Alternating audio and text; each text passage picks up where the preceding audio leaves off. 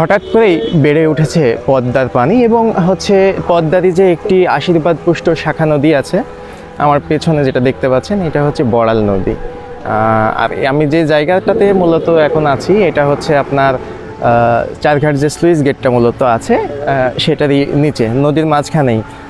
তো আমাদের নদীগুলা আসলে এখন বিলুপ্তির পথে অনেকটাই, হচ্ছে বালি জমে, পলি জমে, পর্যাপ্ত পানি না থাকায়, অব্যবস্থাপনায় আসলে নদীগুলো বিলুপ্ত হয়ে যাচ্ছে।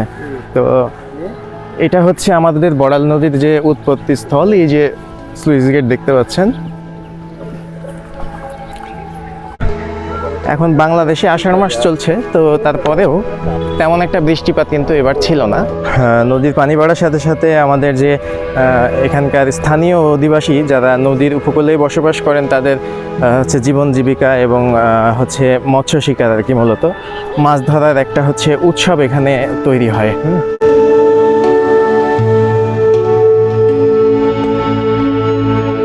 এই যে দেখতে পাচ্ছেন স্লুইস গেটের উপর থেকে হচ্ছে আমাদের তরুণ সমাজ, বিভিন্ন শ্রেণী পেশার মানুষ কিন্তু এই জায়গাটার সৌন্দর্য উপভোগ করছে আর কি।